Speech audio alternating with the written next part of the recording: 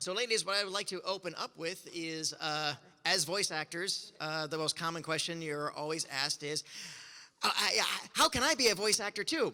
Which is a roundabout way of saying, without realizing it, how can I try to take work away from you? But every voice actor usually has a pretty short version of the answer, and by all means, go ahead and give your short version and then extrapolate on it. So like short, and well, no. If you have a short version, go ahead and throw that out there, but then follow it up with something more substantial. I feel like it's like it's not like being a doctor where there's like a set path. Like if you do this, this will happen, then you'll get more. You know, it's like some people did radio, some people did on camera and got into it. Some people are not even actors and got into it. I don't recommend that route. So my suggestion is usually take theater classes or some sort of training as being an actor, because voice acting is, in my opinion, one of the hardest kinds of acting, because you don't get sets, you don't get costumes, you don't get other actors usually, so you have to use more of your your imagination than in any other medium of acting. So if you want to be a voice actor, be an actor.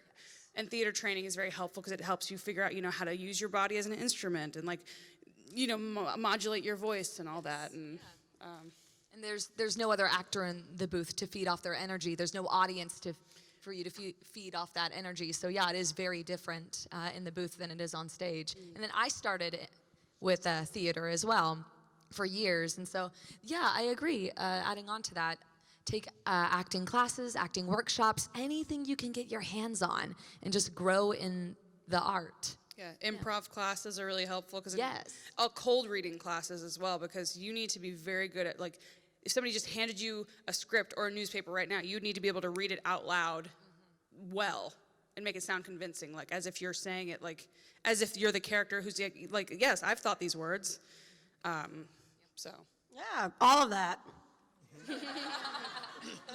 I got my start in Minneapolis. Yeah! I told people, but I would only tell every 5 people, because then they'd be like, where'd you perform? And I had a lot of people in line. So the upshot of it all is I started doing improv in college. I was a poli-sci math major. Kind of dropped the math part at the end because it's hard and my brain hurt. And I was doing improv comedy, and we all decided to move here because a guy named Wayne Wilderson, look him up, he's a fabulous actor. He's all over the place. He lived here, and we took a vote, and we're like, yeah, let's move to Minneapolis. So I lived on 24th and Aldrich. Anybody in Uptown? I lived at 2424 Aldrich, 2418 Aldrich, and 2412 Aldrich, I think. I spent a lot of money at the Leaning Tower Pizza. That's all I'm going to say.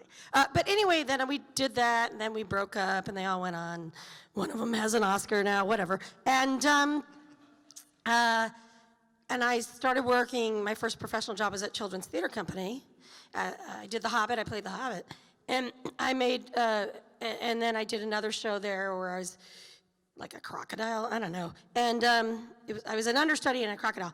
And then I did a bunch of stand-up and shows and theater. And then I want to give a shout out to Babs Casting, Barbara Shelton of Babs Casting, who's right here, who's one of my best buddies. And I was her casting associate, so I met all these great actors, and she's a casting director.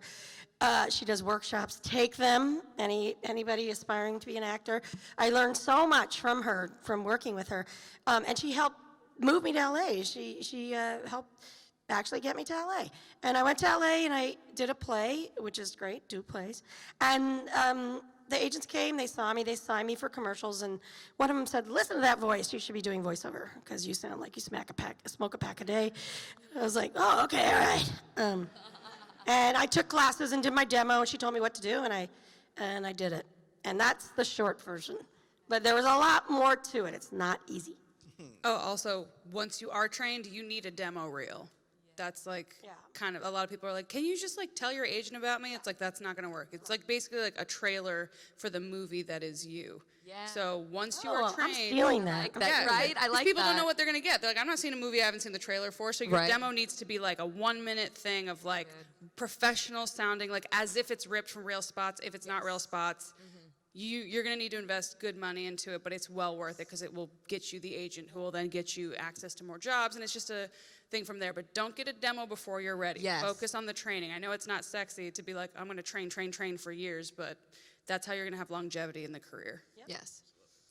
What are some of the biggest misconceptions about voice acting That we do it in our underwear. Right. And besides the underwear and besides the pay scale. Oh, yeah. Yeah.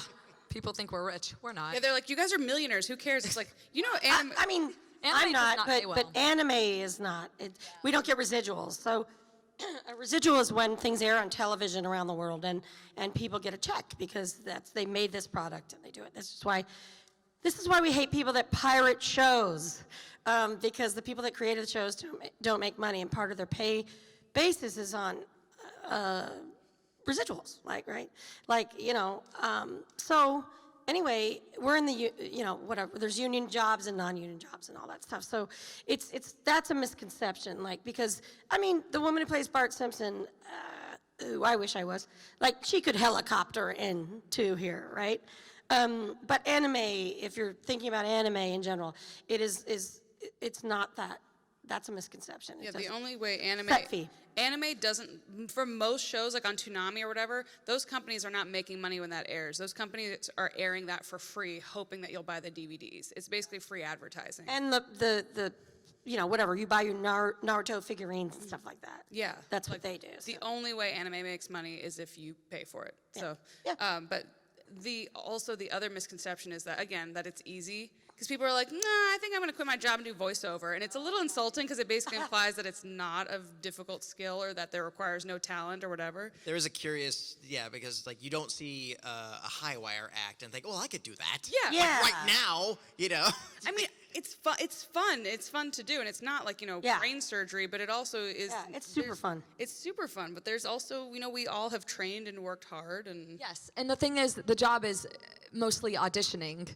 You audition more than you book sometimes, My agent told me that the day I signed. It was get a beeper, because I'm 90 years old. Get a beeper, get a Thomas Guide, if you my ever have been to LA. God. Thomas Guide was a book of maps, and it would say, you'd follow the map down the street, and then it'd say, flip to D4. And you'd be like, okay, I'm at D4. And then it'd be like, go to B7. So you're driving and basically looking at a Sank map. my battleship. Anyway, blah, blah, blah. More questions. But there is something to be said, though, about any form of acting is that, yes, and I've gotten parts myself, too, of can you be here this afternoon? There's something to be said about being available and being willing to drop things, but also, Having a passport. yes, very much so. it really does. That's what people don't get, because they're like, they'll see what we make on a video game or something, and it's for scale, it's like 800 or 9, or maybe it's like 1,000 now for a session. But we're not booking every single day. Yuri last weekend? He was like, he said something like, I've auditioned 350 times last year, and I booked. That was me, That was Amanda. you. And you booked 11 or something? That was And that's a good year. And that's a good year. Several years ago, I So- auditioned 360 auditions. Now, some of those auditions, I do commercials. I pretty much do anything you pay me for, but porn. Which I might consider later. I'm going to be hot when I'm 70, guys. But I got 11 jobs. Yeah, and that's a good That was year. a great year. So it's like those, that's what, if it's 800, then it's 11 jobs, that's $8,800 in a year. So that's a big misconception that people are like, you guys are millionaires. It's like, our full-time job is auditioning. So basically our full-time job does not pay us. Our full-time job is basically going on job interviews. That's basically what auditioning is. You're just like, job interview, job interview, job interview. I have been rejected by many famous people. Personally, because I stalk them, but also when I auditioned for them. The restraining order kind of put You. a damper on your lifestyle. Spielberg, you, not good enough, go. But I was outside his bathroom, so it's weird. At least he saw you. At least he gave, Yeah, he gave saw- you feedback, And he's, I've auditioned for Spielberg now. One of the other misconceptions I've seen from people who, again, at the bottom of the mountain and observing it is that, You're not at the bottom. This guy works all the time, FYI. You're not at the bottom of the mountain. He flew in from Florida. He's like, I'm at the top. I'm talking about the other people at the bottom. Oh, those people. I'm talking. What I mean is that people are like The people underground, like us. they think they could duplicate a voice that they're very enamored with, or like a case in point. It's like, ladies and gentlemen, I'm very sorry. The voice industry has enough pirates, and it has enough British accents that are inspired by Ren Fairs and Monty Python. Sorry. Yeah, somebody will always be able to do that. But besides that as well, is one, have a normal voice. Have a normal voice that can just do like, it's like, attention remaining customers, the time is 10:35 and we'll be closing in 15 minutes. Hey, that was pretty good. Thank you. Don't take my job. Nobody hires me for that crap. No one wants to. Attention customers, it's 9:45. Get out! Get out of the store! It's absolutely to be okay to be inspired by anime and inspired to anime characters, but to get to the before you get to that, you've got to learn to walk before you can fly. And there's way more jobs in commercial and the stuff that's not that as attractive, but it pays a lot more than anime. Yes. So people are like, I just want to be an anime voice actor. Oh, like, this is an anime panel. Oh yeah. Well, No, voice. Oh, it's a voice panel. It's all in. It says anime, but you can't really have one without. I got nervous because I don't watch any other anime. You're like, ugh. People are like, who's Sailor so-and-so? I'm like, I don't know, Amanda. Like some lame show about. You just told me, I was like, what do you do? Morgan's like, One Piece? I'm like, yeah, I've heard of that. Yeah. It's less than 2-piece. But yeah. What besides anime and cartoons, what other resources would you point people towards to perhaps broaden their vocal horizons? Promos pay well, but don't. I mean, there's a lot. There's documentaries, narration, audiobooks. Audiobooks don't pay well though, and I do not like doing audiobooks. No one wants to hear me read a book. Especially like a sexy romance novel. Once upon a time, a hot guy on a beach came upon a divorcee. I will say though about audiobooks is that I do recommend them as a learning tool for people studying it, because you are listening to one performer. Got paid to do it. Yeah. While you're listening to one performer have to give inflections and sub voices to an entire novel, and you can put yourself into that, and you realize, oh wow, you can see how one person can translate an entire novel as well as the prose and the voices and the affectations. So it gives you an understanding of some subtlety. And it also shows you, again, the art of acting. Because some books, they will be like, I'm doing a crazy voice, now I'm this character. And that kind of gets a little jarring. But like I've been listening to a lot of audiobooks lately, and it's not so much like they'll pitch it up to actually sound like a woman if they're a guy, or whatever. Like it's more about the attitude of that character. And I can keep track when I'm listening, even if they don't change their voice as much, because I can sense the actors changing their, I don't know, it's just a different cadence, different whatever. Like that's the art of it. The voice, the mic picks up all those Just little listen to one disc of Game of Thrones. That guy did 10,000? I don't know. Yeah, it's incredible. It's not the same guy who did Harry Potter, is it? Because he's also really good. I don't know. I don't listen to audiobooks. But I listened to one disc of Game of Thrones. Who's Cersei? I don't know. I'm listening to an audiobook right now, and I feel really guilty because I'm like, these people don't know I'm listening to a racy novel while I'm walking through the hallway of the con. Ooh.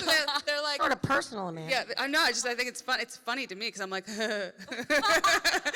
like people. I love you. Like I was driving the other day, and like my window was down. I was like, roll it up, roll them up, roll them up. Oh my God. Sounds like me. Like I read a lot of fan fiction, so. You? I do. For your stuff? No. Oh. People ask me if I read fan fiction. I'm like, hell no. There's weird perverted things that happen in it. Like, Well, not all the time. Sometimes it's really fluffy stories, and they're cute. not for my shows. It's not all smut.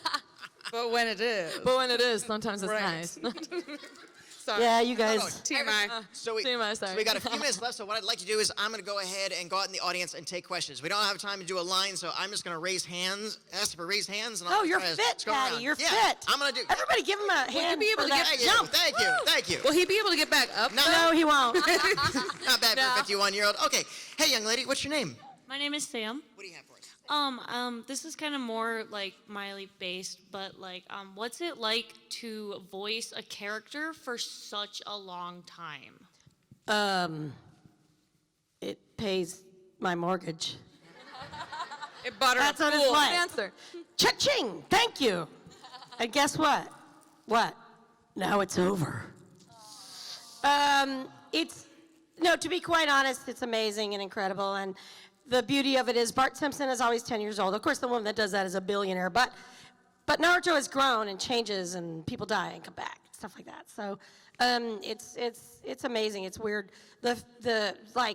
To do it, and then I've traveled all over the place, and I'm the English voice, so Stockholm and whatever. I'm trying to get to South Africa. There's a big convention, and Naruto is huge there.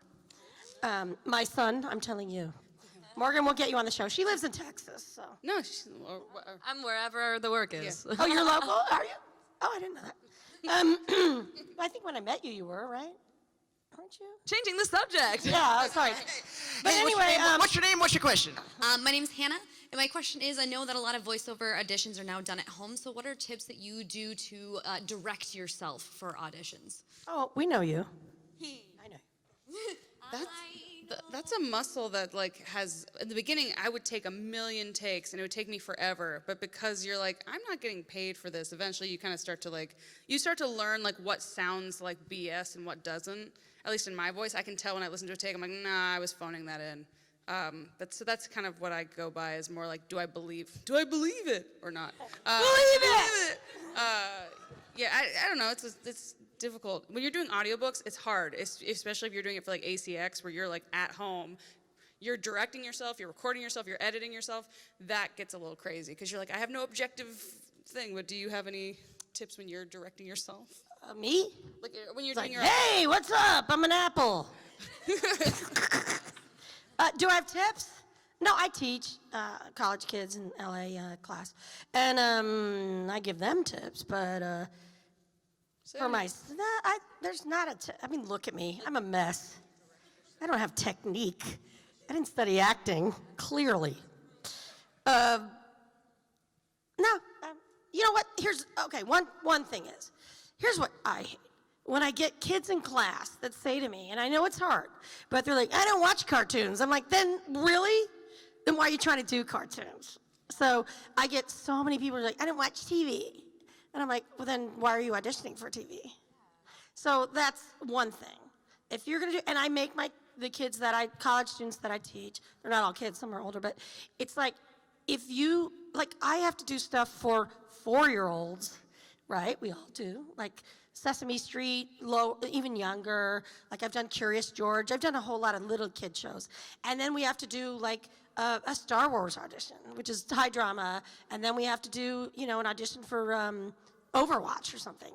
And then all our anime stuff. And some's funny and some's really, dramatic. Some's cinematic, some's broad. It's like theater versus stage acting. Like you just have to be able to run all of it. So yeah, definitely watch the different shows on the different networks. Because like Cartoon Network has a more awkward and kind of like, they're kind of more almost for like college kids now. It's edgy. Like they're not trying to be like Disney or whereas like cartoon or the different networks, like different tones, different games. Like you really need to become a master and for on camera.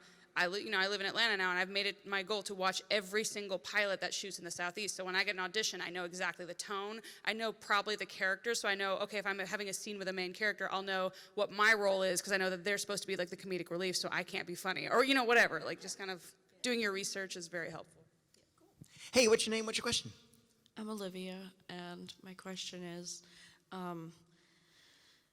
so you kind of made it apparent, like, anime is kind of a harder thing to, pay the bills and stuff.